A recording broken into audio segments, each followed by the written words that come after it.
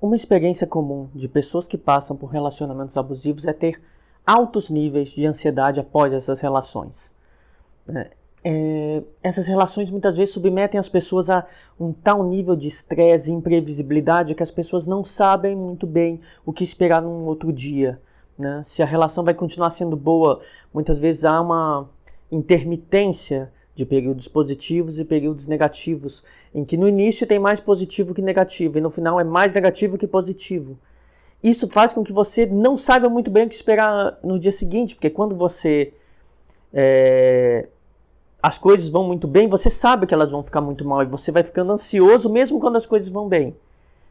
E depois você começa a ficar ansioso, ou quando as coisas até duram algum tempo, você vai ficando ansioso, achando que vai ficar ruim em seguida. É quase como se te condicionasse a esperar o pior, ou esperar uma punição, ou esperar uma briga, uma crítica, ou até mesmo agressões. No fim de uma relação abusiva, e veja, eu estou falando relação como um todo, não estou falando só de relacionamentos íntimos. É claro que é muito mais grave em relacionamentos íntimos, mas pode ser de muita gravidade ainda maior quando falamos de relações familiares, e podem ser relações até de amizade, tá? Eu estou tratando como relações no geral, não precisa ser um relacionamento íntimo, embora esse vídeo seja dedicado, meus vídeos muitas vezes se dedicam a isso, ou relações familiares. Após, digamos, se você se afastou de um contexto abusivo, ou rompendo uma relação abusiva, ou saindo de perto de uma família que lhe é abusiva, parece que a ansiedade não passou. Não é só você romper com o contexto que vai diminuir. Dá algum alívio romper com o contexto, mas no longo prazo, quem passou por essas experiências de romper com uma família abusiva ou um relacionamento abusivo percebe que a ansiedade se mantém. Como se você tivesse medo de que alguma coisa ainda fosse acontecer, mesmo você estando longe.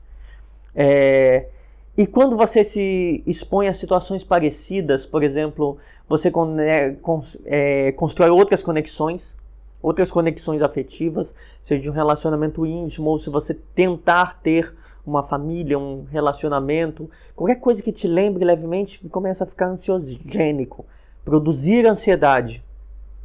Então, é algo muito comum.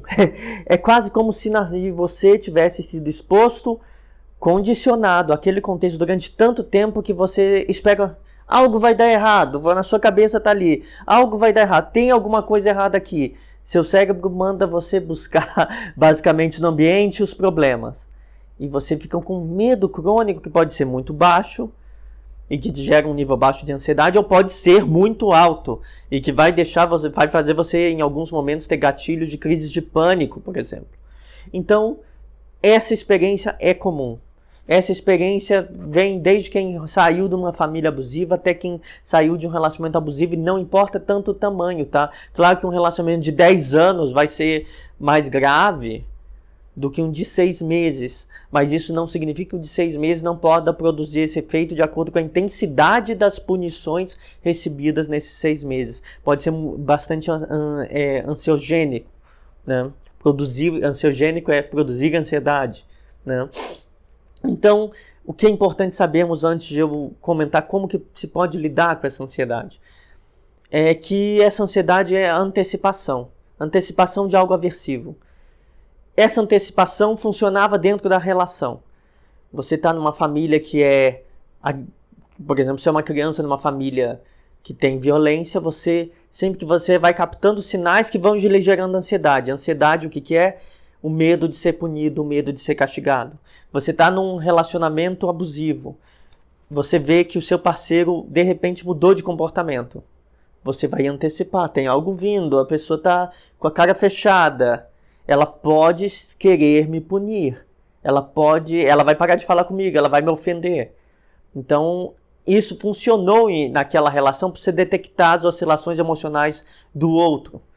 Mas, uma vez que você sai dessa relação, parte dessa ansiedade se mantém como preciso captar evidências que os outros não vão me fazer mal. Você aprendeu. Aprendeu algo nos outros. Eu preciso captar que os outros não vão me fazer mal. Só que esses outros não são as mesmas pessoas. Então, os sinais que ele emitem podem não ter o mesmo significado. Não ter o mesmo sentido, não ser uma ameaça, mas você vai ficar captando no ambiente sinais dessa ameaça, sendo que você está lidando com pessoas diferentes. E essas pessoas não vão estar te ameaçando do mesmo modo, ou podem sequer estar te ameaçando. Saiu aqui meu microfone, estou ajeitando aqui. Eu estava mexendo nele porque eu estava sentindo que tinha algo errado, né? Então, é quase como se sentisse um medo antecipado de uma punição, de uma crítica, de uma ofensa, né? Esse medo se conecta com a ansiedade, então.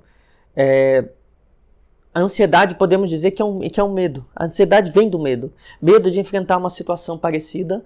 Ou, por exemplo, se você não vai bem em algo, enfrentar esse algo de novo. Por exemplo, você foi mal numa prova e quando você for fazer essa mesma prova em outro semestre ou outro ano, você vai ter medo, né? Quem foi reprovado em prova para dirigir sabe disso, né? Você tem medo de tentar de novo, vai dar errado, né? Vai ficar com um pensamento catastrofista, vai dar errado. E é uma ansiedade. Então, essa ansiedade é um medo de uma situação anterior, né?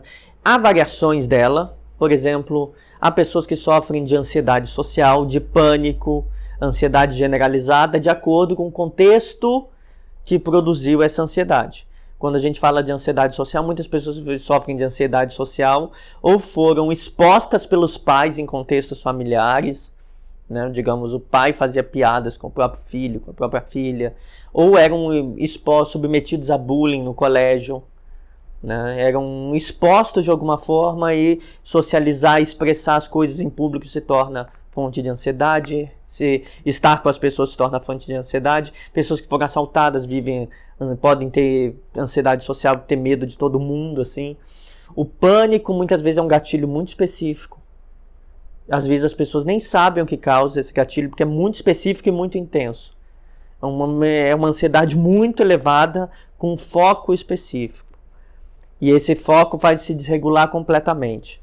E tem a ansiedade generalizada, que é você viver com ansiedade. Normalmente a ansiedade generalizada é quando é bem comum digamos, desses tipos, dessas variações, é uma das mais comuns após um relacionamento abusivo ou após romper com uma família que é muito punitiva, porque você foi condicionado bastante tempo a viver buscando sinais e viver no medo. Então ela é bastante comum. Um contexto familiar abusivo, por exemplo, tal como um relacionamento, tal como situações de bullying, todas essas coisas podem gerar ansiedade, medo de eventos similares, levando a uma ansiedade persistente, como por exemplo a ansiedade generalizada, ou uma ansiedade focada em gatilhos, como é o caso do pânico, ou uma ansiedade social quando tem a ver com eventos de exposição pública, ou de repressão de piadas com a sua forma de se expressar, ou medo de estar próximo dos outros. Bom, explicando por que temos ansiedade num contexto pós-romper com um contexto abusivo, com uma família, sair de um relacionamento íntimo abusivo, é importante pensarmos como lidar com ela. Primeira forma que eu vejo, né? Então a primeira forma de lidar com a ansiedade, com esse tipo de ansiedade, controle e organização do contexto que você vive, do contexto, pelo menos do seu contexto, isso da sua casa, do seu quarto, das coisas que ordenam sua vida. Por que isso pode ser importante? É bom explicar. Quando você é submetido a uma família abusiva ou a um relacionamento abusivo, você vive uma espécie de contexto arbitrário em que as coisas se desorganizam muito rápido e que tudo vira um caos de repente. Você basicamente não consegue ter uma rotina de cuidados com a vida porque o outro desorganiza. Uma maneira de você estabelecer esse cuidado, ao menos com você, é estabelecendo controle e organização das suas rotinas. Ter uma ordem importante. Saber que, por exemplo, você tem que ter uma rotina de segunda a sexta, que você pode sair da rotina no fim de semana, ou você saber que, por exemplo, você tem que ser metódico na hora de se encontrar com alguém. Sei lá, você quer... Novamente, isso aqui tá dando problema hoje, esse meu fio de coisa aqui do microfone. Você ser metódico numa relação, por exemplo, evitando com bastante severidade certas coisas que você sabe que você faz mal, então estabelecer limites, né? Então, vou me encontrar com alguém, é preciso que essa pessoa aceite uma situação que me traz segurança. Se for num lugar público, pode ser melhor, ou se for num lugar menos público, pode ser melhor. Não se colocar em lugares de gatilho. Ter uma certa sistematicidade para evitar gatilhos, para você ter sua mente sã, sua mente clara, né? Isso, então, vai por várias formas de ser metódico na sua organização do lar, e metódico em como se relacionar, porque quando você vai voltar a se relacionar após um relacionamento abusivo, você não confia muito nas pessoas, e faz sentido. Então você ser metódico, não ceder a instabilidades provocadas por sua família, por seus amigos, pela pessoa que você se relaciona. Por exemplo, pode ser muito importante você ter essa organização do seu lar, não deixar as coisas para depois, ter uma rotina de trabalho ou ter uma rotina de estudos nesse período. Tudo isso organiza a sua cabeça. Organizar o ambiente, organizar suas práticas, organiza a sua cabeça. As pessoas podem querer que você ceda a instabilidade. Por exemplo, sair para beber, sair para uma festa. Não tem problema nenhum você chegar atrasado na aula, né? Ou não tem problema nenhum você beber e chegar no outro dia no trabalho. Começar a querer eventos que desorganizem sua rotina pode ser prejudicial, porque você viveu muito tempo lidando com instabilidades. Veja, esse é só o primeiro passo. Depois é você aprender a lidar com instabilidades. Então você cria uma situação para se sentir seguro. O contexto organizado te ajuda a se sentir seguro, para no futuro você fazer uma transição para contextos imprevisíveis. Digamos, você como aprender hoje eu não estava planejado, mas hoje eu posso sair com meus amigos. Eu não estava planejado, mas eu posso tirar uma folga nos meus estudos. Mas isso é depois de você estar adaptado e regulado emocionalmente. No início, a segurança é muito importante para combater o medo. Estar no contexto seguro, estar com rotinas seguras é importante para combater o medo. Uma vez que elas se estabelecerem e perdurarem, digamos, por alguns meses, pelo menos, você não precisará mais disso. Você não precisará manter isso para sempre. Uma vez que você tem a segurança de que sua vida é rotineira, que não está acontecendo nada de errado, que você não está submetido a uma pessoa arbitrária na sua vida, que te coloca em situações de conflito, você pode dar um passo à frente e sair um pouco da rotina. A rotina é importante, a organização é importante. O controle das suas situações cotidianas é importante. Segundo ponto importante para lidar com esse medo, com essa ansiedade que vem após um relacionamento abusivo, é não se punir. Não diga, eu não consigo, você tem medo de conhecer uma pessoa nova. Não pense mal de você próprio. Eu sou uma pessoa, eu sou incapaz, eu não consigo, nunca vou ter um relacionamento saudável. Não se deixe dominar pelas suas dificuldades. Aceite que é normal. É normal você não conseguir, é normal você se fechar um pouco, né? Então, mas não se puna com coisas tipo, não vou me relacionar mais com ninguém, ou não se reprima no que você sente. Se você sente, por exemplo, você começou a gostar de alguém, não se reprima, isso é odiável, não posso fazer isso. Não feche todas as portas, mas também não se puna, né? Aceite que você tem dificuldades. Explique as dificuldades para as pessoas que lidam com você, com seus amigos mais íntimos. Não precisa explicar para todo mundo, né? Não precisa se fechar porque tem medo, mas também não precisa se punir porque tem medo. Você aceitar que você tem dificuldades, que essas dificuldades são normais, ajuda a ter esperança. Vocês estão aqui nesse canal um monte de pessoas passaram, pessoas que estão aqui no comentário, passaram por mesmas experiências de vocês, tiveram as mesmas dificuldades. Vocês podem aceitar as dificuldades que vocês têm como parte normal da sua recuperação. Então não se punir, não se fechar, não se reprimir. Aprender que você tem crises, você pode ter uma crise de medo, você pode ter uma crise de ansiedade e elas vão ocorrer. Você ter, por exemplo, uma crise de pânico, depois de romper, ter crescido numa família abusiva, normal. Vai ocorrer algumas vezes, faz parte até você se recuperar. Então as crises vão ocorrer e é um passo de cada vez. Isso ajuda você a não se odiar, né? E ter um pouco de esperança de que as coisas vão passar porque elas passam. Um terceiro ponto para você lidar com esse medo e com a ansiedade: analise ele. Se analise. O que causa? Qual o contexto? Porque, por exemplo, crise de pânico, as pessoas não sabem exatamente o que é, mas quando você, como terapeuta, vai tratar essas pessoas, você descobre que tem sim alguma coisa e as pessoas vão tendo mais clareza. Algum evento na familiar, algum evento em uma relação íntima, algum contexto em que elas foram tratadas mal, punidas, tem algo que causa. Então se analise, tenta entender qual o contexto que aconteceu pela primeira vez. A que medo se liga? Lembrem sempre, ansiedade social é um tipo de medo. Pânico é causado por medo. Ansiedade generalizada é medo generalizado. Ansiedade é uma resposta ao medo de algo. Tá? É uma resposta quase corporal, muda suas respostas hormonais, seus neurotransmissores, te deixa em estado de alerta, faz você reagir mais emocionalmente, mas é uma resposta a um contexto. Que contexto produziu isso antes? Aprenda a conectar o que acontece com você agora, a ansiedade que você sente agora, a sua biografia. Quando ocorreu a primeira vez?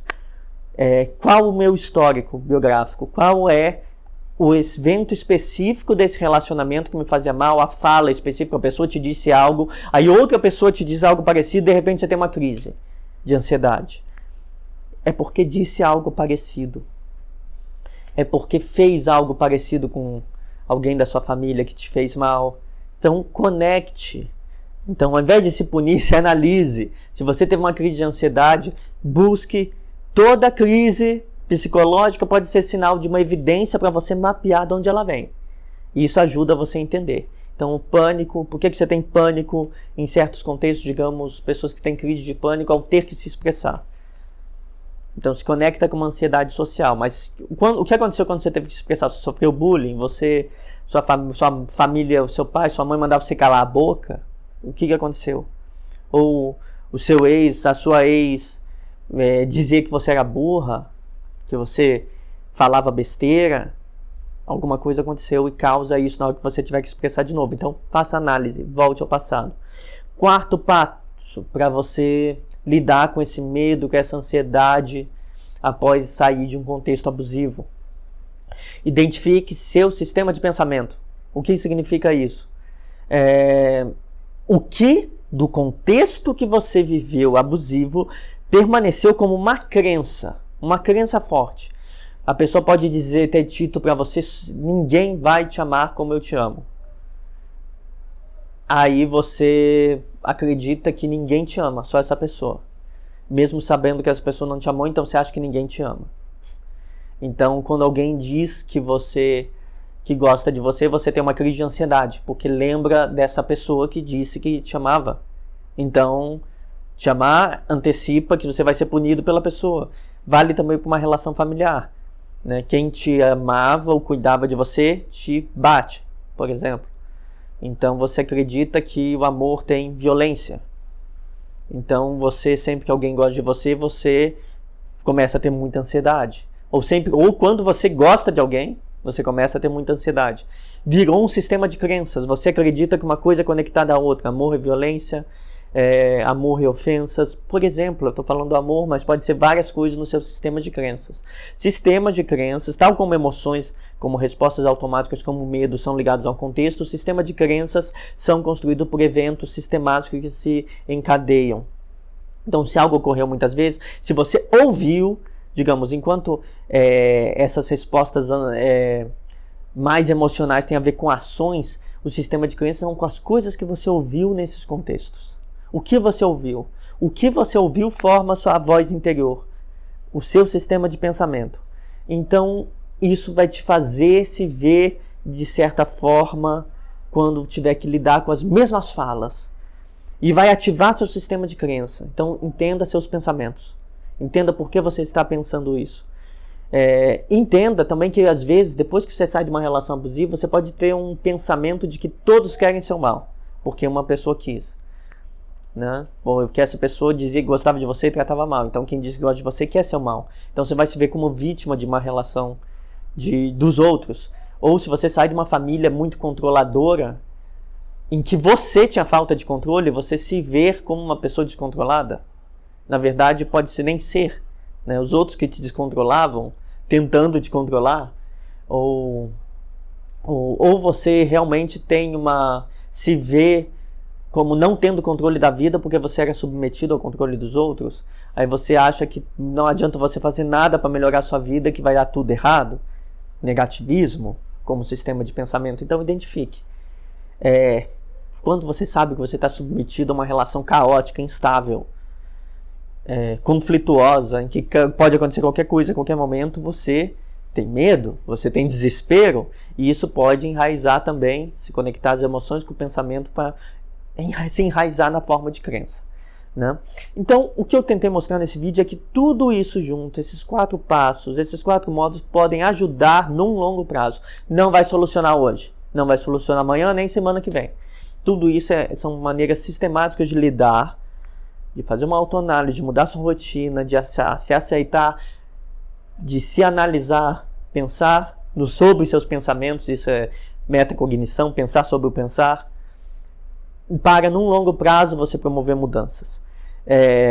O medo inespecífico, às vezes meio generalizado, que a gente chama de ansiedade generalizada, por exemplo, é comum após o trauma.